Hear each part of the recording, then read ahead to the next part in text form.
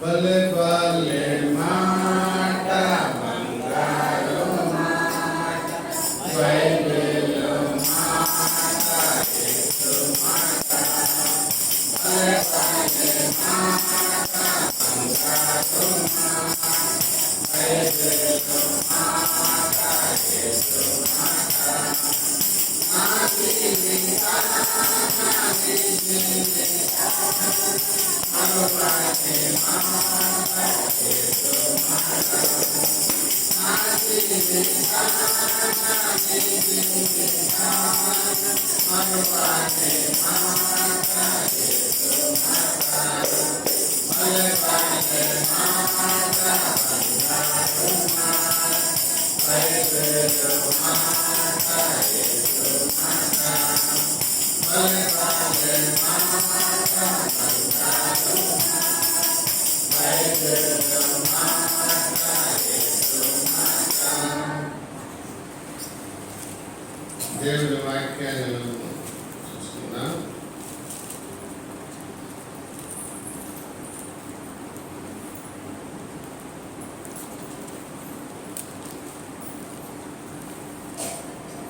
యెహెజ్కేలు గ్రంథము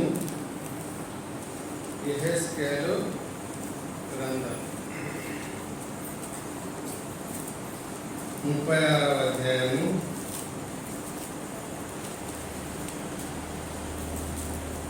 718 పాత నిబంధన 718 యెహెజ్కేలు గ్రంథము 36వ అధ్యాయము 26వ వచనం నుంచి చదువుతున్నాం.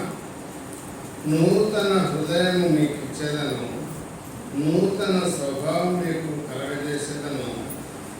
రాతి గుండె మీలో నుండి తీసివేసి మాంసపు గుండెను మీకు ఇచ్చేదను. నా ఆత్మను మీ అందించి నా కట్టలను అనుసరించి వారిని గాను, నా విధులను గైకొని వారిని గాను చేసేదను. ఇక్కడ మనకి ఏమిస్తారంట? నూతన హృదయము మీకు ఇస్తాను. నూతన హృదయం అంటే చాలా మంది ఏమనుకుంటారంటే గుండె అనుకుంటారు. గుండె కాదు, మన మనస్సు. హృదయం అంటే మన మనస్సు. మన మనస్సును మార్చేవాళ్ళు ప్రపంచంలో ఏ డాక్టర్లు లేరు. ఒకవేళ గుండె మార్చి గుండె పెట్టచ్చు, కన్ను మార్చి కన్ను పెట్టచ్చు, చేయి మార్చి ఏదైనా కృత్రిమంగా పెట్టచ్చు. కానీ మన మనసును మార్చేవాళ్ళు ప్రపంచంలో ఎవరు లేరు. యేసు ప్రభు మన మనసును మార్చినాడు. ఇంతకు మునుపు మనము నానా రకాలైన ఆలోచనలతో మనం ఉంటుంది, నానా రకాలైన క్రియలు చేస్తాడు, నానా రకాలైన మాటలు మాట్లాడుతూ ఉంటుంది, నానా రకాలైన క్రియలు చేస్తూ ఉంటుంది, నానా రకాలైన చోట్ల మనం తిరుగుతాడు. ఇప్పుడు మన మనస్సును మార్చి దేవుని మందిరానికి నడుచుకునే భాగ్యాన్ని దేవుడు మనకి ఇచ్చినాడు. దేవుని వాక్యంలో ఏముందంటే హృదయము అన్నిటికంటే ఘోరమైన, మోసకరమైన, ఘోరమైన వ్యాధి గల హృదయం. అన్నిటికంటే మోసకరమైనది, ఘోరమైన వ్యాధి గల. నిజంగా మనుషులకి ఎక్కడుంది అంటే రోగము మన మనసులోనే ఉంది. మన మనసే ఒక రోగం. నానా రకాలైన ఆలోచన చేసి నానా రకాలుగా జీవిస్తూ ఉన్నారు. కాబట్టి మన మనసును బట్టే మన ఆరోగ్యం ఉంటుంది. ఎప్పుడు ఏదో రకమైన ఆలోచన కలిగి మనం జీవిస్తామంటే లేనిపోని రోగాలు వస్తాయి. కాబట్టి మనము మన జీవితంలో మన ఆలోచన విధానము బాగుండాలి. దేవుడిని అడగల, ప్రభువా నాకు మంచి ఆలోచన దయచేయి తండ్రి, మంచి హృదయం నాకు దయచేయి తండ్రి అని ప్రభుని అడగల. మన హృదయంలో ఏమేమి ఉంటాయంటే చూడండి, ఒక మాట మార్కు సువార్త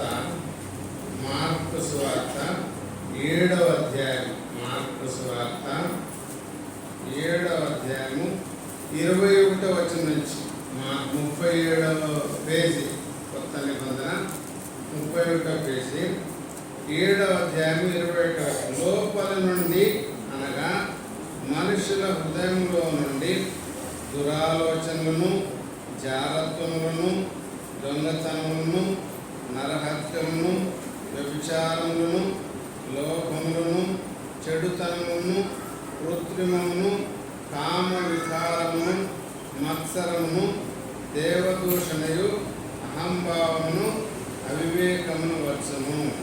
ఈ చెడ్డవన్నీ లోపల నుండి బయలు వెళ్ళి మనిషిని అపవిత్రపరచునని ఆయన చెప్పారు. ఇన్ని రకాలైన గుణాలు మన మనసులో లేక మన హృదయంలో ఉంటాయి. ఇక్కడ మనం చదివిన భాగం యెహెజ్కేలు 36వ అధ్యాయంలో 26వ వచనం ఏముంది? నూతన హృదయము మీకు ఇచ్చేదను, నూతన స్వభావము మీకు కలగజేసేదను, రాతి గుండె మీలో నుండి తీసివేసి మాంసపు గుండె ఇస్తాను. అన్నిటికంటే, రాతి కంటే, ఇనుము కంటే, ఉక్కు కంటే, వజ్రం కంటే, ఇంకా అన్నిటికంటే కఠినమైనది మన హృదయం అన్నమాట. కొంతమంది అంటూ ఉంటారు, ఏమిరా ఇంత కఠినంగా ఉంది నీ హృదయం, రాయన్న మేలు కరుగుతుంది కానీ నీ హృదయం కరగదే అంటూ ఉంటారు. కాబట్టి అటువంటి హృదయాన్ని మార్చినాడు యేసు. మార్చే దేవుడు. ప్రభు వేడుకోవాలి, ప్రభువా నాలో కఠినమైన హృదయం ఉంది, రాతి వంటి హృదయం నాకుంది, ప్రభువా తీసివేయి. నాలో ప్రేమ లేదు ప్రభువా, నాకు ప్రేమ దయచేయి.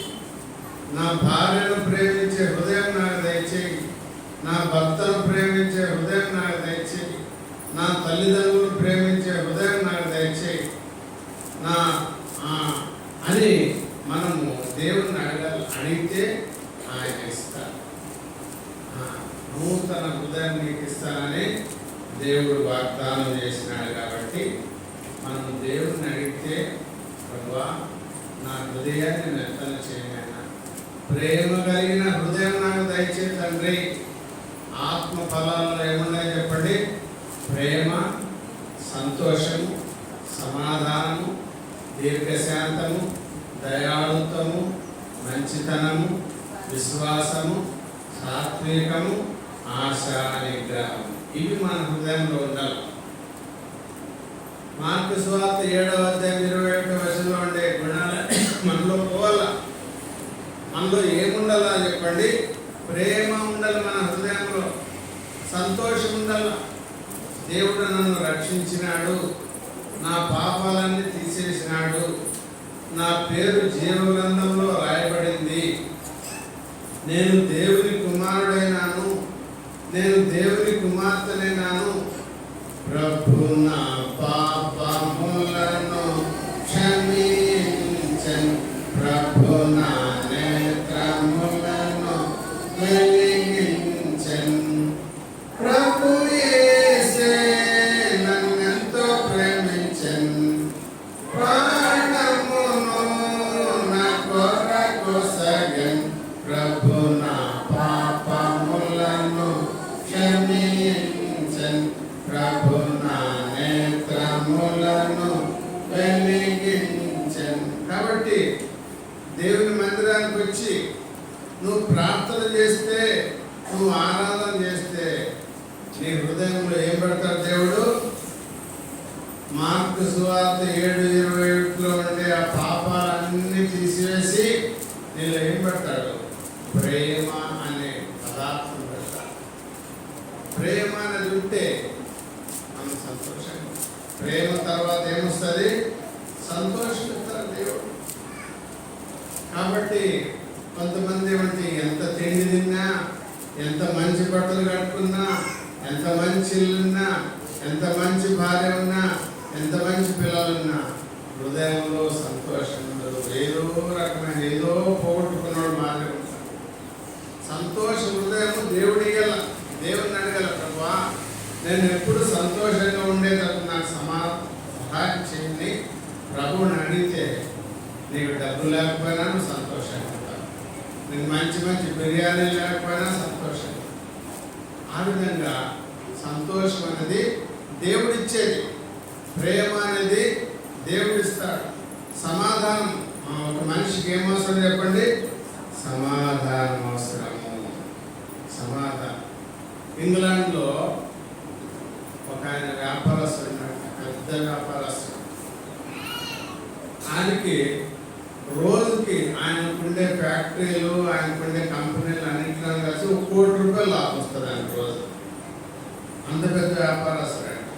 ఆయన కొడుకు కూడా వ్యాపారంలో ఉన్నాడు, ఒకే కొడుకు. కాబట్టి ఆయన కొడుకుకి వయసు వచ్చింది, పెళ్లి చేయాలనుకున్నాడు. ఒక మంచి అమ్మాయిని చూసినాడు. 7 అంతస్తుల మేడ కట్టించి పెళ్లి చేసే ముందు నా కొడుకు నా అద్దాల మేడలో ఉంచాలని చెప్పి కట్టించినాడు. 15 రోజులు పెళ్లి విందు పెట్టినాడు. ఎవరైనా పెడతారా? పెళ్లి పత్రికలు వెండి రేకుల మీద బంగారు అక్షరాలు కొట్టించినాడు. అంత గంభీరంగా చేసినాడు.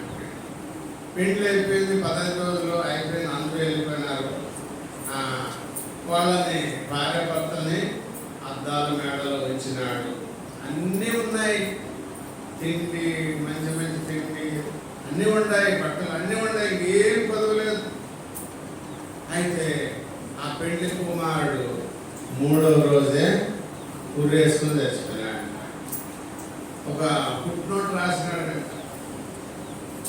మా నాన్న ఎన్నో కోట్లు ఖర్చు పెట్టి పెళ్లి చేసినాడు, ఎంతో మంచి అందమైన అమ్మాయిని తెచ్చి నాకు పెళ్లి చేసినాడు, నాకేం కొదవలేకుండా అద్దాల మేడ ఇచ్చినాడు అని ఇచ్చినాడు. కానీ నా భార్యతో నాకు సమాధానం లేదు. ఏం లేదంట? భార్యతో సమాధానం లేదంట. భార్య తన మాట వినడం లేదంట. ప్రతి మాట బాధపడేటట్టు మాట్లాడుతూ ఉందంట భార్య. అంత ఉందే. కాబట్టి నా భార్యతో నేను సంసారం చేయలేను, ఆమెతో నాకు సమాధానం లేదు అని చెప్పి ఒక పుట్టిన రాసి లెటర్ రాసి ఆత్మహత్య చేస్తాను. కాబట్టి మన జీవితంలో మనకి ఎంతున్నా, ఎంత మంచి ఉద్యోగం ఉన్నా, ఎంత మంచి భార్య పిల్లలున్నా, ఎంత నీకు ఉన్నా, ఎంత పెద్ద కులంలో పుట్టినా మనకి ఏమి కావాలా? సమాధానం కావాలా. ఇంట్లో ఏముండాలి మనం చెప్పండి? సమాధానం ఉండాలి. మన హృదయంలో సమాధానం ఉండాలి. కాబట్టి ఆ సమాధానం ఎవరిస్తారు? యేసు ప్రభువే ఇస్తారు. ఎక్కడ దొరకదు, ఏ అంగిట్లోనే కూడా దొరకదు. సమాధానం అనేది, శాంతి అనేది ఎక్కడ దొరకదు. యేసు ప్రభు ఏమన్నాడు? నా శాంతినే మీకు ఇస్తా ఉన్నా, నా శాంతినే మీకు ఇస్తా ఉన్నాను చెప్పినాడు. కాబట్టి బైబిల్లో ఒక ఆయన ఎవరున్నారు? జక్కయ్య అనే ఆయన. వాళ్ళ దేవురు ఎరికో పట్టణం. ఆయన ఏం పని చేసేవాడు? ఇన్కమ్ ట్యాక్స్ ఆఫీసర్ అనుకోండి, లేకపోతే ఒక ఉద్యోగస్తుడు అనుకోండి. ట్యాక్స్ కలెక్టర్, గుత్తలు వసూలు చేసేవాడు. గుత్తలు అంటే ట్యాక్స్. మంచి ఉద్యోగం, మంచి జీతము, అంతా ఉంది, అంత బాగుంది, మంచి భార్య ఉంది, మంచి పిల్లలు ఉన్నారు, అంత బాగుంది. కానీ ఆయనకేమో ఎంతున్నా కూడా లోపల ఏదో పదవు, సమాధానం లేదు. ఆయన సమాధానము ముఖమంతా వాడిపోయింది, గడ్డ పెంచుకున్నాడు. అందరూ అడుగుతున్నారు. ఆయన పేరు ధనవంతుడైన జక్కయ్య. ఏం పేరు ఆయన పేరు? ధనవంతుడైన జక్కయ్య ఆయన పేరు.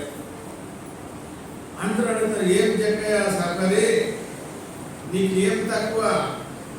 ఏం ముఖమంతా వాడిపోయింది, గడ్డమంతా పెరిగిపోయింది, బట్టలన్నీ మాసిపోయాను అంటే ఏం చేస్తావా? అన్నీ ఉన్నాయి, నాకు సమాధానం లేదన్నాడు ఆయన.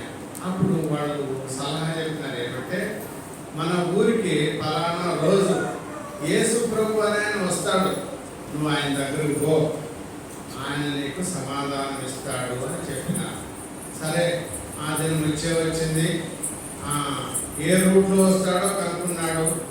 ఆ రూట్కి లేట్ అయితే వెళ్ళిపోతాడేమని చెప్పి పరిగెత్తిపోయినాడు ఇంటి దగ్గర.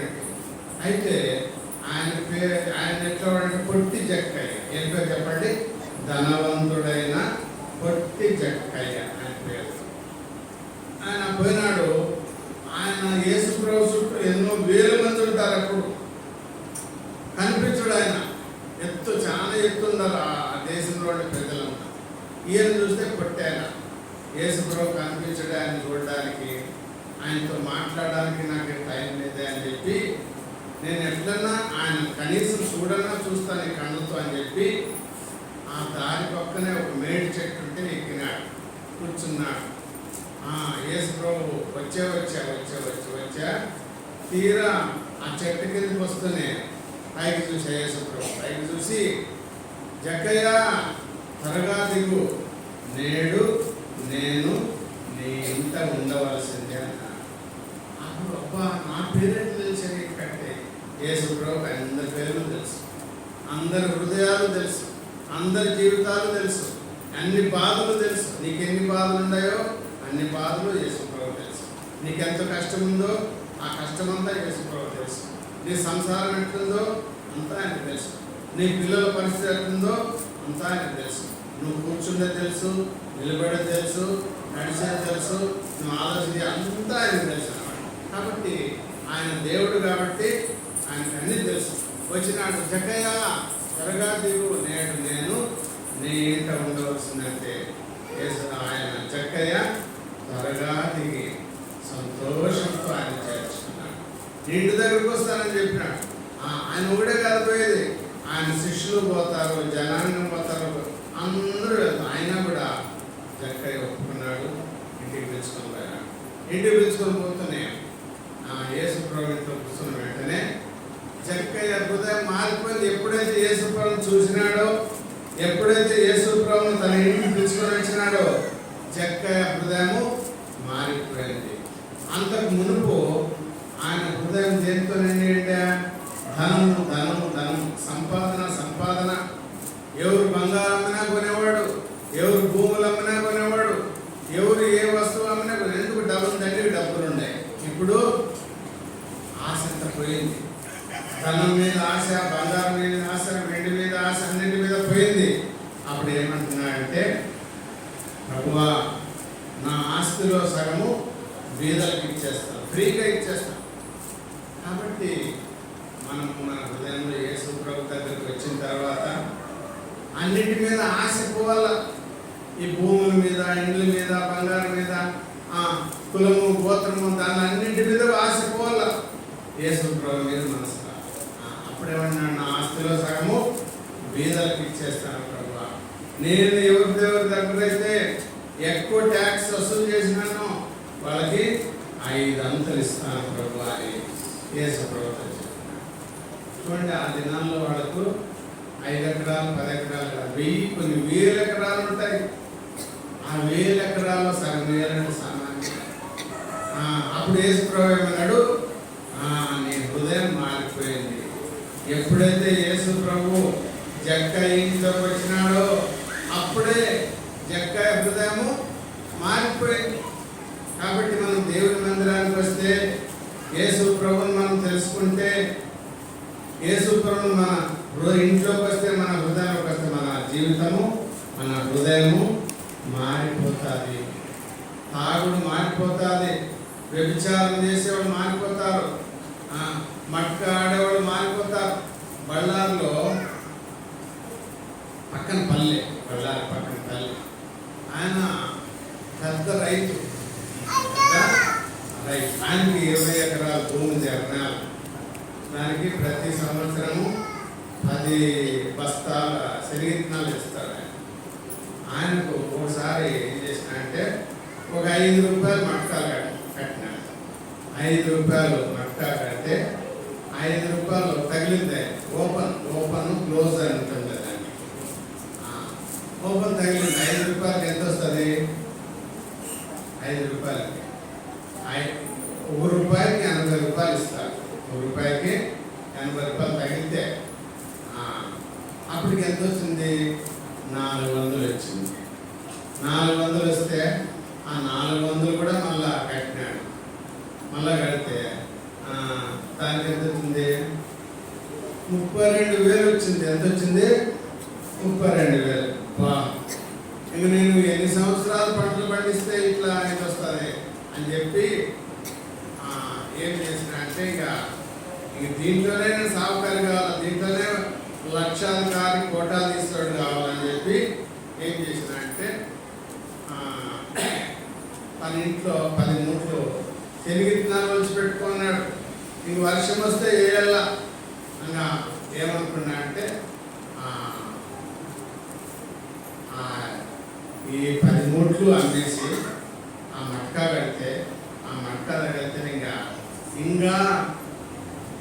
20 ఎకరాల భూమి కొనొచ్చు, ఇంకా పెద్ద ఇల్లు కట్టేయచ్చు అని చెప్పి ఆశ పుట్టి ఏం చేసినంటే 10 బాగా పిల్లలు అడ్డుపడినారు. అయ్యా మట్కా వద్దు, చాలా మంది చెడిపోయినారు, చాలా మంది ఆత్మహత్య చేసుకున్నారు. దాన్ని ఆడి నువ్వు ఆడొద్దు అని చెప్పినా కూడా నేను కోటాధీశ్వరుడు అవుతాను, ఇట్లా ఇల్లే ఇంకా పెద్ద ఇల్లు కట్టిస్తానని చెప్పి ఆ 10 మూడు విత్తనాలు అమ్మేసినాడు.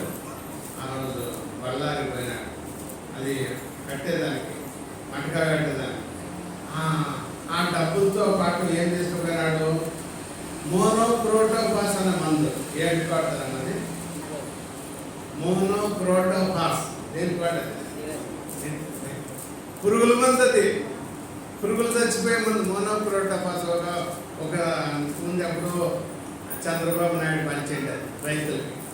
మోనోక్రోటోపాస్ అనే మందు రైతులకి పురుగులు పోవాలి కాబట్టి ఆ మందు డబ్బా తీసుకుపోయి నాకు తగిలితే తగలల్లా 10 మూటకి ఎంత వచ్చింది?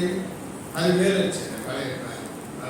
మూట 10,000 ఎంత వచ్చింది? 1,00,000 రూపాయలు వచ్చింది 10 మూటలు అమ్మింటే. అప్పుడు తీసుకుపోయినాడు, ఆ మందు కూడా తీసుకుపోయినాడు. భోజనం చేసినాడు బాగా బస్ స్టాండ్లో. ఒక లాడ్జ్ తీసుకున్నాడు, ఆ లాడ్జ్లో ఉన్నాడు. లాడ్జ్లో ఉండి 12 గంటలకు ఎప్పుడు తెలుస్తుంది ఆ నంబర్ తెలుసుకున్నాడు. 1,00,000 రూపాయలు కట్టినాడు దానికి. నంబర్ తెలుసుకుంటే 12 గంటలకి ఆ నంబరు ఫోన్లో వస్తే ఆ నంబర్ రాలే, తగలే, పైసా కూడా రాలే. అప్పుడు ఏం చేసినాడు? ఊరికి వెళ్ళిపోయినాడు. ఊరికి వెళ్ళిపోయి ఆ చేనులో విత్తనాలు ఎన్నుకున్నాం, వాళ్ళ చేనులో ఆ చేనులో పోయి గట్టిగా ఏడ్చినాడంట. గట్టిగా ఏడ్చి ఆ మందు తాగి ఆడేస్తున్నాడు. కాబట్టి మన జీవితంలో ఎవరి మీద ఆశ పెట్టుకోవాలి? మనము మట్కా మీద, డబ్బుల మీద, భూముల మీద, ఆస్తుల మీద, దేవుని మీద ఆశ పెట్టుకోవాలి. మనం జక్కయ్య దేవుని మీద ఆశ పెట్టుకున్నాడు, పోయి చూసినాడు, తీసుకొచ్చినాడు. వెంటనే ఆయన జీవితం, ఆయన హృదయం మారిపోయి సంతోషం వచ్చింది ఆయన. కాబట్టి అక్కడ యేసుప్రభు ఏమన్నాడు జక్కయ్య ఇంట్లో? నేడు ఈ ఇంటికి రక్షణ వచ్చింది. కాబట్టి మన జీవితంలో రక్షణ రావాలంటే మనం ఏం చేయాలా? యేసు ప్రభు దగ్గరికి రావాలి. జక్కయ్య ఏ విధంగా యేసు ప్రభు దగ్గరికి వచ్చినాడో అదేవిధంగా మనం కూడా దేవుని మందిరానికి రావాలి. యేసు ప్రభుతో మాట్లాడాలా, యేసు ప్రభుతో ప్రార్థన చేయాలా, యేసు ప్రభుని ఆరాధన చేయాలా. అప్పుడు మనకు రక్షణ వస్తుంది. ఆ భూములు పోయినా పర్లేదు, నాకు యేసు ప్రభు జరిగిన సార్, నా ఆస్తి పొరలో పోయలేదు, నాకు యేసు ప్రభు జరిగిన. ఆ విధంగా చూడండి, ఆ మట్కా కట్టిన ఆయన లోకాశ అంతా ఏమంటారు? లోకాశ, శరీరాశ, నేత్రాశ. ఆ విధంగా ఉంటే ప్రాణాలు, పిల్లలు, భార్య అనాథలైపోయేది. కాబట్టి మన జీవితంలో మనము యేసు ప్రభు దగ్గరికి వచ్చి ఆయన మీద ఆశ పెట్టుకొని ఆయనకు ప్రార్థన చేస్తే దేవుడు మన హృదయాన్ని నూతన హృదయము మీకు ఇచ్చేదను, నూతన స్వభావము మీకు కలగజేసేదను, మీలో ఉన్న రాతి గుండెను తీసివేసి మాంసపు గుండెను అంటే మెత్తని హృదయాన్ని ఇస్తాను. కాబట్టి ఆ మెత్తని హృదయం మనకి ఇస్తే యేసు ప్రభు మనలో ఉంటే మనకేమిస్తాడు? ప్రేమ అనేది ఇస్తాడు. ప్రేమ ద్వారా మనం సంతోషం, సమాధానం, దీర్ఘశాంతం. దీర్ఘశాంతం అంటే ఓర్పు. ఈ దినాల్లో చాలా మంది ఓర్పు లేక అనేక విధాలైన క్రిమినల్ మైండ్ అయిపోయినాయి. ఓర్పు లేక. క్రిమినల్ మైండ్ అంటే నేర ప్రవృత్తి కలిగిన జీవితం. కాబట్టి మనకి ఏం అవసరం అంటే ఈ దినాల్లో ఓర్పు అవసరము. ఓర్పు ఎక్కడ దొరుకుతుంది? ఎక్కడ దొరుకుతుంది? యేసు ప్రభువే మనకిస్తాడు ఓర్పు. దీర్ఘశాంతం, దయాళుత్వం అంటే సహాయం చేసే మనసు. భర్తకు సాయం చేయాల, భర్త భార్యకు సాయం చేయాల, తల్లిదండ్రులు పిల్లలకు సాయం చేయాల, పిల్లలు తల్లిదండ్రులకు సాయం చేయాల, బీద బిక్కికి కొంత సాయం చేయాలి. మనకు ఉన్న దాంట్లోనే ఆ విధంగా సహాయం చేసే మనసు. మంచితనం, దేవుడు మనకి ఏమిస్తాడు? మంచితనం మనకి ఇస్తాడు. కాబట్టి ఆ విధంగా మన జీవితంలో దేవుడు మనకి ఏమిస్తాడు? నూతన హృదయాన్ని ఇస్తాడు, ప్రేమ ఇస్తాడు, సంతోషం ఇస్తాడు, సమాధానం ఇస్తాడు, దీర్ఘశాంతం ఇస్తాడు, దయాళత్వం ఇస్తాడు, మంచితనం ఇస్తాడు. ఆశా నిగ్రహం అంటే అర్థమేమి? ఆశా నిగ్రహం అంటే అర్థమేమి? దురాశ లేకుండా చేస్తాడు. దురాశ లేకుండా చేస్తాడు. చైనాలో ఒక రకమైన కప్పులు ఉంటాయండి, ఇంతలా ఉంటాయంట. అవి చెరువుల్లో, పెద్ద పెద్ద చెరువుల్లో చైనా వాళ్ళు కప్పలు తింటారు అన్నమాట. కప్పలు తింటారు. కప్పల్ని చేపల మాదిరి పెంచుతారు అన్నమాట కప్పలు. అట్లా మనకి చేపల చెరువులు ఎట్లుంటాయో వాళ్ళకి కప్పల చెరువులు అట్లుంటాయి. కప్పల చెరువులు అట్లా కప్పలు ఉంటాయంట. దాన్ని మేత వేస్తారంట. ఆ మేత తిని తిని తిని చెరువులోని పురుగులు తిని తిని కప్ప యొక్క కడుపు ఇట్లా ఊతుందంట. ఊదినప్పుడు ఇంకా తింటారు. ఇంకా తిని తిని రేగిన బగులు తినేదంటారు. తిని తిని తిని కడుపు ఇంకా ఊది ఊపిరి గుడ్డు మాదిరి ఊస్తే ఇంకా లాస్ట్కి డామ్మని ఎట్టుకోకపోతుందో అట్లా కప్పల యొక్క కడుపు పగిలిపోయి చచ్చిపోతాయి. అట్లా చాలామందికి ఆశ ఉంటుంది, సంపాదన ఉంటుంది, కానీ ఇంకా సంపాదించాలి, ఇంకా సంపాదించాలి, ఇంకా ఇండ్లు కట్టాలి, ఇంకా బంగారం కొనాలి. మా ఊళ్ళో ఒక ఆయన హనుమంతయ్య సార్ అని ఉండే టీచర్. ఆయన భార్యకి పెద్ద కమ్ములు చేయించినాడు. అదేమో కమ్ములో రాళ్ళ చిన్నవి చిన్న చిన్న రాళ్ళు తగ్గి అట్లా కమ్ములు పెద్ద చేయించినాడు. ఎండాకాలం బయట పడకుండా మనసు మీద బాగా పండుకుంటే ఒక దొంగ వచ్చినాడు. ఏం చేసినాడు? ఆయన భార్య దొంగతర కట్టుకుంటే దొంగతర ఎత్తి ఆ చెవులు ఇప్పుతా ఉన్నాడు. ఇప్పుతా ఉంటే ఆమె స్ప్రో వచ్చి ఎవరైనా అనిసింది. అరుస్తూనే చెవు పట్టుకొని ఈ చెవు పట్టుకొని పీకేసి పీకేస్తే ఏమైంది? అది చర్మమే ఊడొచ్చింది. ఇదంతా ఇట్లా ఊడిపోయింది, ఇది ఊడిపోయింది. ఊడిపోయి అప్పుడు అవస్థా ఉంది అనమాట. కమ్మలు పోతే వాళ్ళ నాకు. కాబట్టి మన జీవితంలో బంగారం మీద ఆశ పెట్టుకోవాలి. బంగారం మీద ఆశ పెట్టుకోవాలి. నేను నెక్లెస్ వేసుకుంటాను. కొంతమంది ఎక్కడైనా ఊరికి పోవాలంటే బస్సులో ఇట్లు చుట్టుకుంటారు. ఏ కనిపించుకోకండి. ఎవరైనా దొంగలు చూస్తే మళ్ళీ ఎంట పడతారని చెప్పి దొంగతనంగా పోయినట్లు పోతారు. బంగారు వేసుకున్న వాళ్ళు డైరెక్ట్గా పోరు, ధైర్యంగా పోరు. కాబట్టి అట్లా మన జీవితంలో మనము ఏముండాలి? దేని మీద ఆశా నిగ్రహం అనే మనసు ఉండాలి. ఆశ ఉండొచ్చు కానీ దురాశ ఉండకూడదు. దురాశ దుఃఖమునకు చేడు అన్నట్టు. కాబట్టి మన జీవితంలో ఆ విధంగా ప్రభు దగ్గరికి వస్తే మన హృదయాన్ని మారుస్తాడు, ప్రేమ ఇస్తాడు, సంతోషం ఇస్తాడు, సమాధానం ఇస్తాడు, దీర్ఘశాంతం ఇస్తాడు, దయాళుత్వం ఇస్తాడు, మంచితనం ఇస్తాడు, ఆశా నిగ్రహాన్ని ఇస్తాడు. కాబట్టి ఇవన్నీ మనకు చాలా అవసరం అన్నమాట. తర్వాత మనము చూస్తే ఇక్కడ యోహాను సువార్త 4వ అధ్యాయం. యోహాను సువార్త పిల్లలు అర్థండి అర్థం. యోహాను సువార్త 4వ అధ్యాయం ఇక్కడ ఒక ఆమె ఉంది. ఏం పేరు? ఆమె పేరు, ఆమె పేరు లేదు. ఆమె ఊరి పేరు ఏం పేరు? సమరయ. ఆ ఊరి పేరు ఏం పేరు? సమరయ. ఆమెకు ఎంతమంది భర్తలు అంటే చెప్పండి? 5 మందిని మార్చిందండి. ఇంకెంత కనురాలో చూడండి, 5 మందిని మారిపోయినారు. ఇప్పుడు ఉండేవాడు 6వాడు కూడా భర్త కాడు. అంత పాపాత్మురాలు, అంత పాపాత్మురాలు అన్నమాట. ఆమె మామూలుగా బావులకి నీళ్ళకి ఆ దినాల్లో మన మాదిరి బోర్లు కొళాయిలు ఏమి లేవు, బావులకే పోవాలి. ఆ దినాల్లో యేసుప్రభు ఉండే దినాల్లో ఆ మధ్యాహ్నం నీళ్ళకి వచ్చింది. ఆమె నీళ్ళకి వస్తే ఎవరు లేని టైంలో నీళ్ళకి వస్తారు. ఎందుకంటే ఆ ఊర్లో వాళ్ళందరూ కూడా ఆమె ముఖం కూడా చూడరు. ఆమె చరిత్ర అందరికీ తెలుసు. కాబట్టి ఆమెతో ఎవరు మాట్లాడరు, ఆమెతో ఎవరు సహవాసం చేయరు. మిట్ట మధ్యాహ్నం ఆమె నీళ్ళకి వచ్చింది. నీళ్ళకి వస్తే యేసుప్రభు ఉద్దేశమేమి, ఈమెను ఎవరు ప్రేమించరు, ఎవరు దగ్గరకు రారు, ఎవరు మాట్లాడరు. కాబట్టి నేనన్నా పోయి ఆమెతో మాట్లాడే ఆమెను రక్షిద్దాము. యేసుప్రభు ఎటువంటి వాడితే ఎంత ఘోర పాపాత్ములైనా ప్రేమించేవాడు అన్నమాట.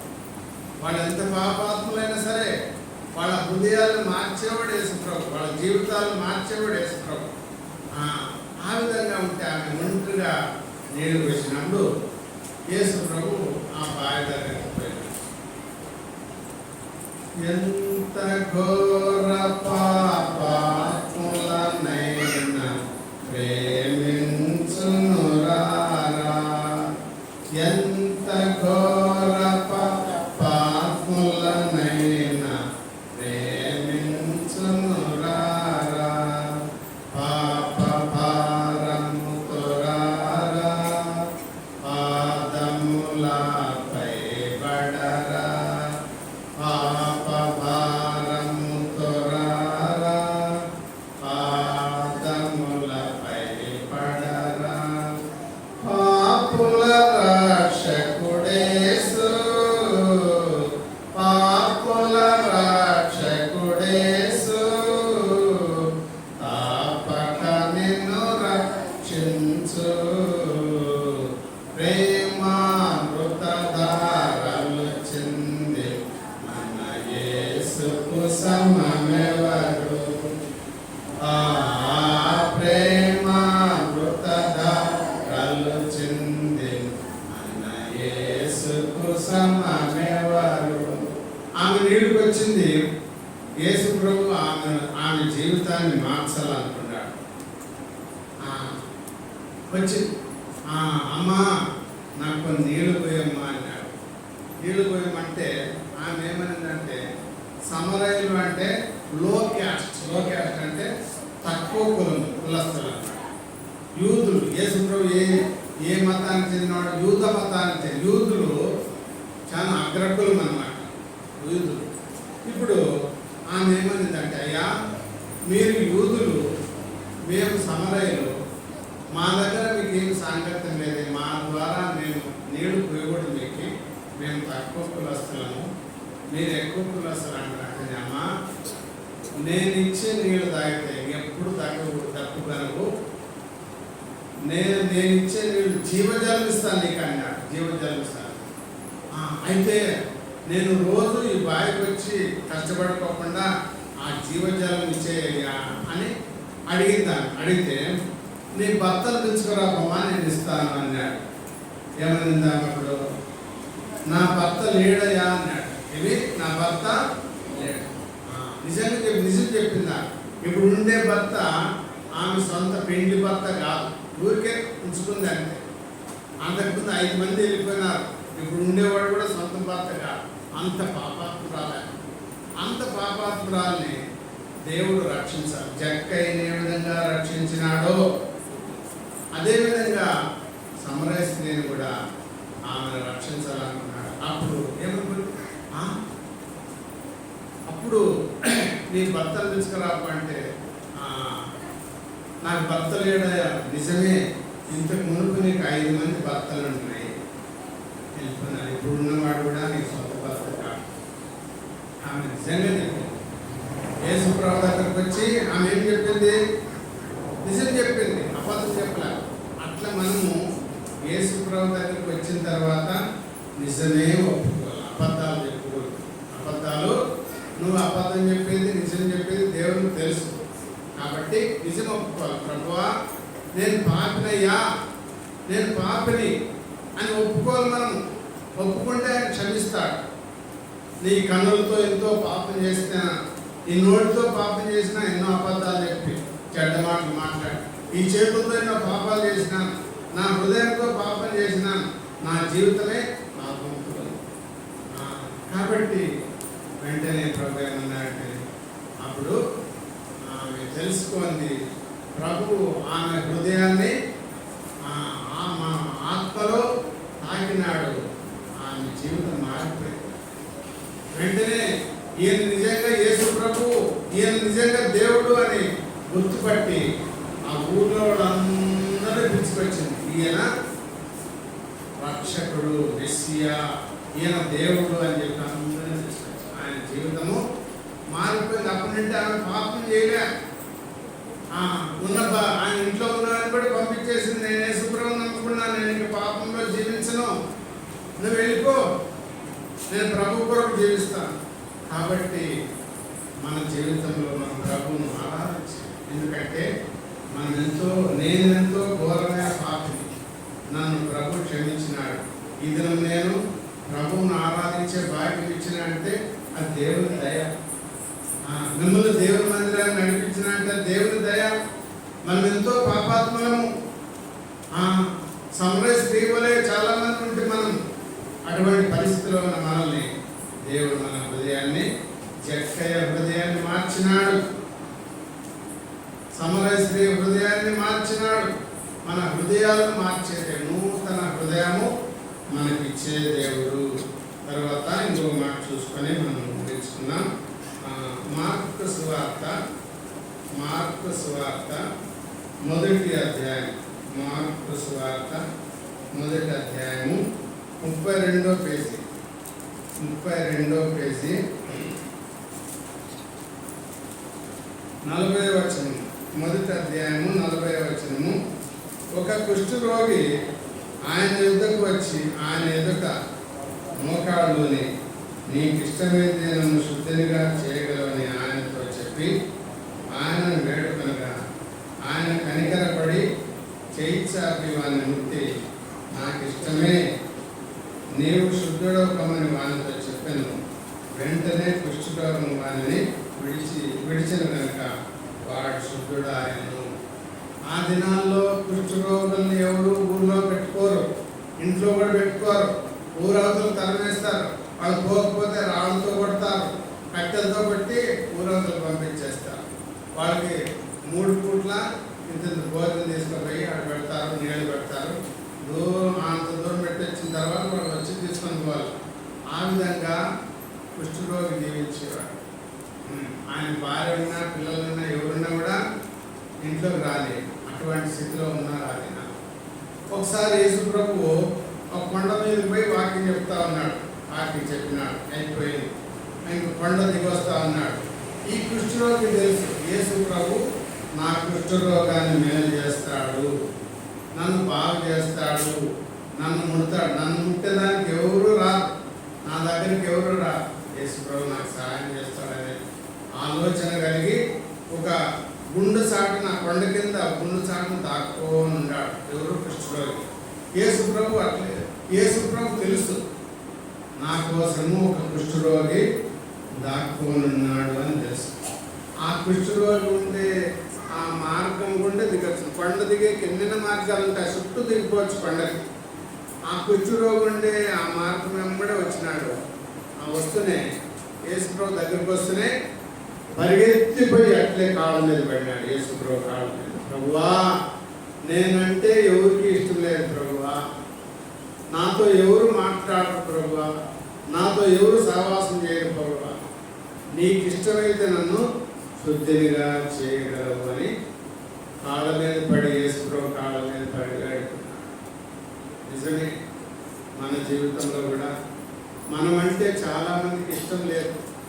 ఒక్కొక్కసారి భర్తకే ఇష్టం లేదు, ఒక్కొక్కసారి భార్యకే ఇష్టం లేదు, పిల్లలకే ఇష్టం లేదు. భోజనం చేసే టైంలో వచ్చినా కూడా వాళ్ళు కొడుకు కోడలు పిల్లలందరూ భోజనం చేస్తూ ఉంటారు. ముస్లిం తల్లి వస్తే రామ్మ తిందు అని కూడా అనుకుంటున్నాను. కొడుకు కోడలు ఏమొచ్చినావు అంటారు, తిందు రామ్మ అని కూడా. తండ్రి వచ్చినా కూడా అంతే, తిందు రా నాయన అని కూడా. ఎంత కష్టపడి కనీ పెంచి చదువు తెప్పించి ఉద్యోగం తెప్పించి నీకు భార్యనిచ్చి ఇల్లు ఇచ్చి అంత ఇచ్చినాడు. తిందురాప అని కూడా తండ్రి, తిందురామ అని కూడా. అటువంటి స్థితిలో చాలా కుటుంబాలు అందరూ ఉండరు, అట్లా కొంతమంది ఉంటారు. అట్లా వాళ్ళు కూడా ఉంటారు.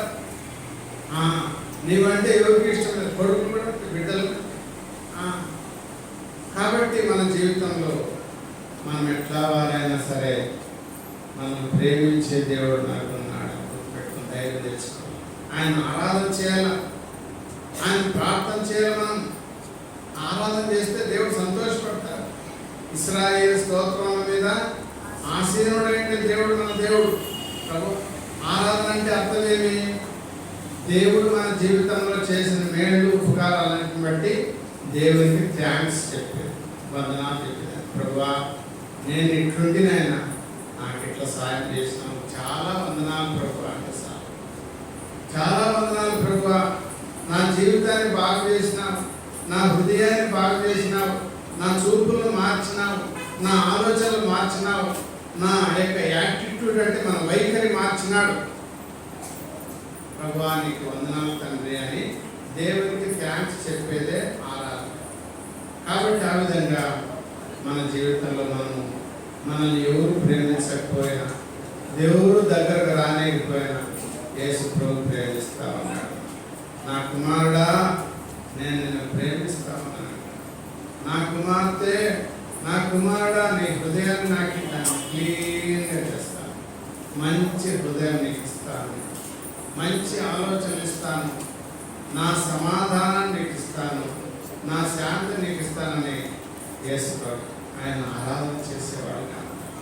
కాబట్టి ఆ విధంగా కుష్ఠరోగి ఎప్పుడైతే వచ్చి ప్రభువా నేనంటే ఎవరికి ఇష్టం లేదు, నీకు ఇష్టమైతే నన్ను శుద్ధిగా చేయి, నా రోగము నీకు తెలుసు. కుష్ఠరోగం ఎట్లా వస్తుంది?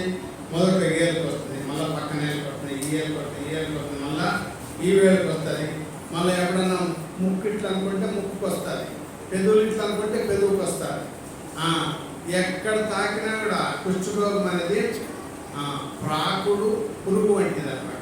తాకుతా ఉంటుంది, శరీరం అంతా తినేస్తుంది, చేతు వేళ్ళన్నీ తినేస్తుంది, కాలు వేళ్ళన్నీ తినేస్తుంది, ముక్కలు తినేస్తుంది, పెదవులు తినేస్తుంది, అంతా తినేస్తుంది, పాడు చేస్తుంది. అట్లనే మన తాగుడు ఒక అలవాటు ఉంటే సార్ మన జీవితాన్ని, మన భార్య పిల్లల జీవితాన్ని, మన సంసారాన్ని నాశనం చేస్తుంది. తాగుడు అనేది, వ్యభిచారం అనేది మన సంసారాన్ని పాడు చేస్తుంది, మన పిల్లల జీవితాన్ని పాడు చేస్తుంది, మన జీవితాన్ని నాశనం చేస్తుంది. ఎంతోమంది తాగుడుకు బానిసలై ఉద్యోగాలు పోగొట్టుకున్న వాళ్ళు ఉన్నారు, వ్యభిచారానికి బానిసలై ప్రాణాలు పోగొట్టుకున్న వాళ్ళు ఉన్నారు.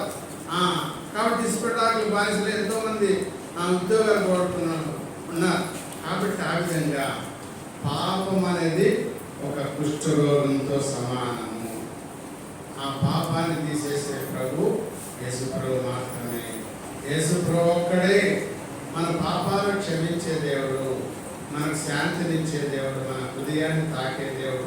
ప్రభువును ఆరాధించే జీవితాన్ని దేవుడు మనకి ఇస్తాడు, ప్రభువును ప్రార్థన చేసే జీవితాన్ని మనకి ఇస్తాడు. కాబట్టి ఆ విధంగా మన జీవితం ఈ కుష్ఠరోగి ఏం చేసినాడు? నీకు ఇష్టమైతే నన్ను శుద్ధినిగా చేయాలి. వెంటనే ప్రభు ఏం చేసినాడు? వెంటనే కుష్ఠరోగము వానిని ఆయన కనికరపడి చేయి చాపి వానిని ముట్టి నాకు ఇష్టమే నేను శుద్ధుడవు కమ్మని వానితో చెప్పాను. నాకు ఇష్టమే. బాగా ముట్టుకున్నాడు, ఎక్కడ కుష్ఠరోగం వచ్చిందో ఆ చేతినే ముట్టుకున్నాడు, ఆ భాగాన్ని ముట్టుకొని మేలు చేసి శుద్ధిగా చేయాలి. కాబట్టి ఆ విధంగా మన జీవితంలో మనము కుష్ఠరోగిని మేలు చేసినట్లు మన రోగాలను కూడా మేలు చేస్తాడు, మన అలవాటును కూడా మేలు చేస్తాడు. నేను దేవుడిని ఆరాధించేవాడిగా నేను చేస్తాడు. వెంటనే ఈ మేలైన తర్వాత ఏం చేసినాడు ఈయన చూడండి 45వ వచనం. అయితే వాడు వెళ్ళి దాన్ని గూర్చి విస్తారంగా ప్రకటించటకును ఆ సంగతి ప్రచురం చేయటకును ఆరంభించెను. యేసు ప్రభువు నన్ను మేలు చేసినాడు, నా కుష్ఠరోగాన్ని మేలు చేసినాడు, నా పాపాలని క్షమించినాడని ప్రకటించినాడు.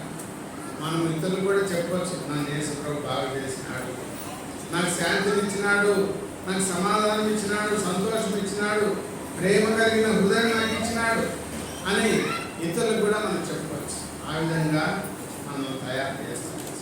కాబట్టి జక్కయ్యను చూసినాము, తర్వాత సమరయ స్త్రీని చూసినాము, తర్వాత కుష్ఠరోగం చూసినాము. ఈయన ముగ్గురు కూడా యేసు ప్రభు దగ్గరికి వచ్చినారు. యేసు ప్రభు దగ్గరికి వచ్చాం. మనం కూడా అట్లనే దేవుని మందిరానికి వచ్చి దేవుడిని ఆరాధన చేస్తే మనల్ని బలపరిచే దేవుడు, రక్షించే దేవుడు, మన అక్కర తీర్చే దేవుడు, మన కుటుంబ అక్కర తీర్చే దేవుడు, మనల్ని కాపాడే దేవుడు, మన పిల్లల్ని కాపాడే దేవుడు. ఆయన మన కుటుంబానికి యజమాని అవుతాడు. నువ్వు యేసు ప్రభువుని నమ్ముకుంటే ఇప్పుడు మనకు తల ఉంది, తల లేకపోతే ఎవరు బతకలేదు. చేయి లేకపోయినా బతకచ్చు, కాలు లేకపోయినా బతకచ్చు, తల లేకపోతే ఎవరు బతకరు. అట్లనే యేసు ప్రభు మనకు తలగా ఉంటాడు. తలగా ఉండి మన శరీరాన్ని అంతా కంట్రోల్ చేస్తాడు, మన జీవితాన్ని కంట్రోల్ చేస్తాడు, మన కుటుంబాన్ని కంట్రోల్ చేస్తాడు, మన యొక్క భవిష్యత్తుని ఆయన చూసుకుంటాడు. కాబట్టి ఆ విధంగా మన జీవితంలో మనము ప్రభువును ఆరాధించాలి. ప్రభువా, పాపాత్మురాలైన నన్ను రక్షించిన, పాపాత్మునైన నన్ను రక్షించిన, నా మనసును మార్చినావు, నా హృదయాన్ని మార్చినావు, నా చూపులు మార్చినావు, నా ఆలోచనలు మార్చినావు. ఈ లోకంలో ఎవరు ఏ డాక్టర్ కూడా మార్చలేరు. హృదయాన్ని మార్చేవాడు, మనసును మార్చేవాడు ఎవరు లేరు ప్రపంచంలో. కాబట్టి ఆ విధంగా మన జీవితాన్ని మార్చేది. ఒక ఊర్లో ఒక యవనస్తున్నాడు, మంచి ఉద్యోగం, మంచి ఇంజనీర్, మంచి తాలూకా ఇంజనీర్. యవనస్తుడు 25 సంవత్సరాలు 26 ఉంటాయి. పెళ్లి చేసినారు, మంచి అమ్మాయిని పెళ్లి చేసినారు, మంచి అందంగా ఉండే అమ్మాయిని పెళ్లి చేసినారు. పెళ్లి చేస్తూనే అమ్మాయి కాపురానికి వచ్చింది. కాపురానికి వస్తే ఆ అబ్బాయి కూడా బాగున్నాడు, మంచిగా చదువుకున్నాడు. కాపురానికి వచ్చిన తర్వాత ఫస్ట్ డే మొదటి దినము డ్యూటీ పోయినాడు. మొదటి 9 గంటలకి డ్యూటీ, నేను 5 గంటలకు వస్తాను అని చెప్పినాడు. చెప్తే అప్పుడు వెళ్ళిపోయినాడు.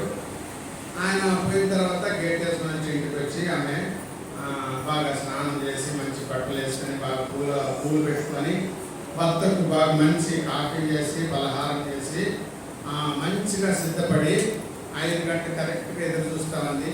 గాడు వస్తూ ఉన్నాడు. భర్త వస్తున్నట్లే పోయి గేటు తీసి భర్తను ఆహ్వానించి లోపలికి తీసుకొని వచ్చింది.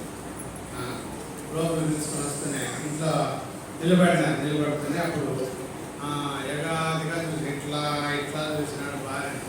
ఇట్లా చూసి ఏమో భలే మేకప్ అయినవే, నాకేమో అనుమానంగా ఉందన్నాడు. ఏముంది దానికి? అప్పుడు భార్య ఏమన్నదంటే, ఏమండి నువ్వు నా భర్త కదా, నా భర్త దగ్గర నేను బాగా కనిపించాలని చెప్పి మంచి బట్టలు కట్టుకున్నా, మంచి అంతా ఉన్నాను అంటే ఏమో నాకేమో అనుమానంగా ఉంది అన్నాడు. సరేలే అని ఆమె లోపలికి వెళ్ళిపోయింది. బట్టలు మనకు వచ్చింది, ఆయనకి పలహారం పెట్టింది, కాఫీ ఇచ్చింది. సరే ఆ రోజు అయిపోయింది. మరుసటి దినము డ్యూటీకి బయలుదేరినాడు. నేను 5 గంటలకు వస్తానని చెప్పాడు. చెప్తానే ఈరోజు ఆమె స్నానము చేయలే, మంచి బట్టలు కట్టుకోలే, పూలు తీసుకోలే, తలకాయంత చెదిరిపోయింది, పాత బట్టలు కట్టుకుంది. ఇప్పుడు ఎదురుపోయి గేట్లో పోయి ఆమె వెల్కమ్ అని పిలుచుకొని రాలేదు. ఊరికే ఇంట్లో కూర్చోండి అంటే 5 గంటలకు వచ్చినాడు ఆయన. వస్తే ఏ ఇప్పుడు ఎదురొచ్చినందుకు తీసుకురాలేదే గేట్లో నుంచి అని చెప్పి అడిగినాడు. ఆమె ఏం చెప్పలేదు, ఊరుకోండి. ఏం తలంతా చెదిరిపోయింది, పాత బట్టలు వేసుకున్నావు, ముఖమంతా వాడిపోయింది, నాకేమో అనుమానంగా ఉందన్నాడు. ఏం చెప్పండి, బాగా అందంగా కనిపించినా అనుమానమే, అందంగా లేకపోయినా అనుమానమే. ఆమెకు అర్థమైపోయింది, ఓహో ఈయనకి అనుమానం అనే రోగం ఉంది అని అర్థమైపోయింది. ఏం రోగం అంటది? అనుమానం అనే రోగం. కాబట్టి అట్లే రోజు అనుమానం పడేదే. ఏదన్నా బాగా ఏదన్నా తెచ్చేయకపోతే పోయేకి 2 నిమిషాలు, వచ్చేకి 2 నిమిషాలు, ఇంకో 5 నిమిషాలు ఎక్కకపోతే 2 నిమిషాలు ఎక్కపోయినాడే 2 నిమిషాలు ఏం చెప్తామంటే అంటాడు. ఆ విధంగా అనుమానం ఎక్కువైపోతే అందరితో ఏం చెప్తాడు, నా భార్య మంచిది, చాలా మంచిది, కానీ నాకే అనుమానం ఉంది, అనుమానం అనే రోగము నాకుంది అని చెప్తాడు. ఒక రోజు ధైర్యం చేసి డాక్టర్ దగ్గర పోదాంరా, నువ్వు నీ అనుమానం రోగంతో అంటే నేను చచ్చిపోతా ఉంటాను రోజు, కాబట్టి చెప్పి పిలుచుకొని పోయింది. అప్పుడు ఆయన డాక్టర్ దగ్గర పోయి, సార్ నాకు రోగం మేలు చేస్తావా అన్నాడు. ఆయన, నేను డిస్ట్రిక్ట్ డాక్టర్, నా దగ్గరకు వచ్చిన వాళ్ళు ఎవరు ఎదుర్కోరు, అందరికీ మేలు చేస్తాను, నీకు ఏం రోగం ఉందో చెప్పు అన్నాడు. అంటే అప్పుడు సార్ మేలు చేస్తానంటే చెప్తాను, లేకపోతే చెప్పును అన్నాడు. మేలు చేస్తాను చెప్పు అన్నాడు. ఏమి లేదు, ఇట్లా నాకు పెళ్ళయి 6 నెలలు అయింది, ప్రతిరోజు నా భార్యను అనుమానం అనే దాంతో నేను హింసిస్తాను, నాకు అనుమానం అనే రోగం ఉంది, నాకు మేలు చేయడు సార్ అని చెప్పి అడిగిన డాక్టర్. అప్పుడు ఆ డాక్టర్ కుర్చీలోంచి లేచి ఆ యవనస్తుడికి నమస్కారం పెట్టి, అయ్యా నమస్కారము, ఈ రోగం నీకే కాదు నాకు కూడా ఉంది అన్నాడు. ఏమన్నాడు, నాకు కూడా ఉంది, నేను హాస్పిటల్కి వచ్చినా నా బాగా ఇంట్లో ఏం చేస్తుందో ఏమో అనుమానంగా, నాకే మందు ఇచ్చేవాళ్ళు లేదు, నీకు ఇంకేడ మందు ఇస్తాను. కాబట్టి ఈ అనుమానం అనే రోగం మందు ఎవరికి ఇచ్చేవాడే? యేసు ప్రభువుడే. దేవుని వాక్యం ఏముంది? యేసు రక్తము ప్రతి పాపం నుండి మనలను పవిత్రులుగా చేయను. ప్రతి పాపం, ఇది కూడా ఒక పాపమే, అనుమానం కలిగి ఉండేది కూడా ఒక పాపమే.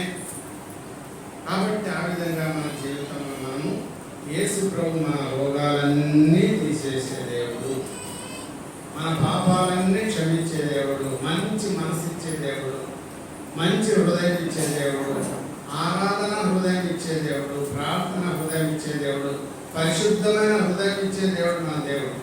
కాబట్టి ఆ విధంగా తర్వాత ఏం చేసినాడు, నీ దగ్గర కూడా మందు లేదు, నేను అందుకే ముందే అడిగేది, నీకు నాకు మేలు చేస్తావా, నువ్వే మేలు చేయకపోతే ఇంకెవరు మేలు చేస్తారా నీకు.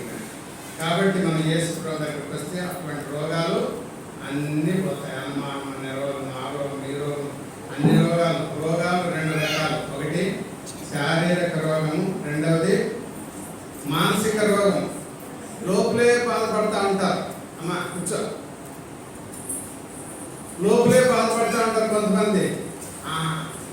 ఎవరైనా ఏదైనా తిట్టే దానికి, ఏదైనా చేసేదానికి లోపలే అంతరంగంలోనే బాధపడతారు. అటువంటి అంతరంగిక రోగము, బయట రోగం, అన్ని రోగాలు నేను చేసేవాడు యేసు ప్రభువే.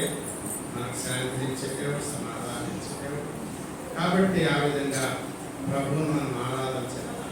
ప్రభువా పాపను రక్షించే దేవుడు, ప్రభువా నాకు శాంతినిచ్చే దేవుడు, సమాధానం ఇచ్చే దేవుడు, ప్రేమనిచ్చే దేవుడు, అన్నీ ఇచ్చే దేవుడు ప్రభువా, నా ఆరాధన నీకే అర్పిస్తున్నానని ప్రభువును ఆరాధన చేస్తాను.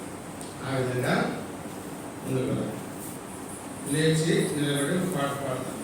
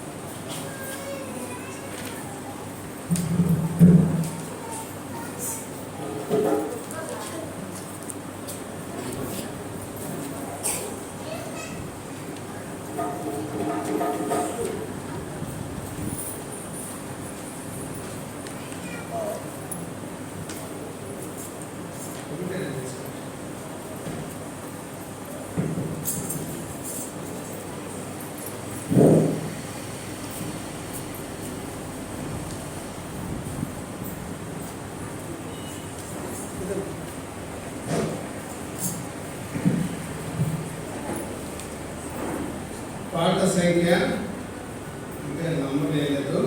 మాకు తోడుగా నీవు తివి అనే పాట.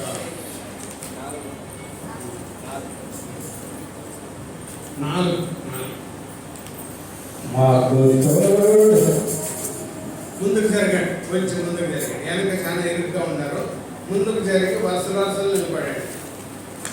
పిల్లలు ముందుకు పంపి రండి, ముందుకు రండి. ముందుకు వచ్చి మీ ముందోడు జరగకపోతే మీరు దాటుకొని రండి.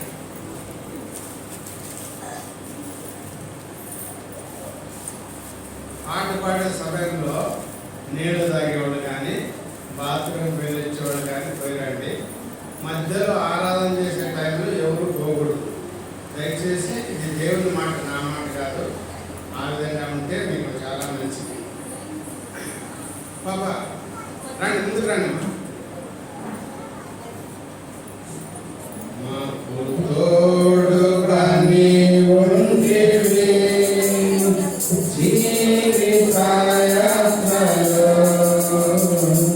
మాకు తోడుగా నీవు ఉంటివి జీవితయాత్రలో.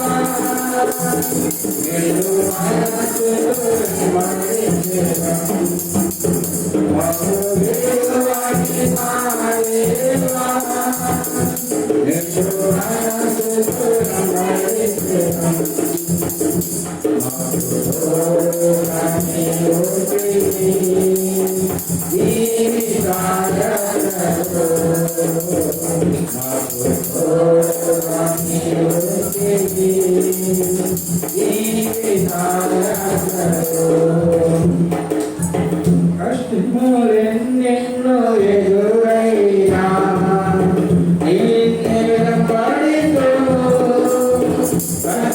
కష్టములెన్నెన్నో ఎదురైనా నిన్నెల పడితో మాకు తోడుగా నీవుండగా నేను భయపడను మాకు తోడుగా నీవుండగా నేను భయపడను బహువిలువైన మా దేవా నిన్ను మనసుతో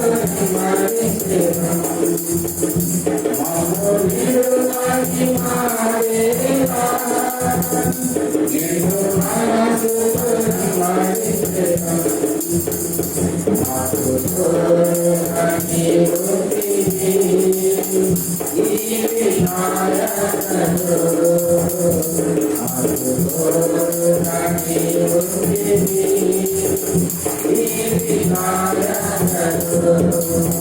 మిమ్ము విడువానంటే అభయమొసగితివి మిమ్ము విడువానంటే అభయమొసగితివి నీవు చేసిన మేలులకై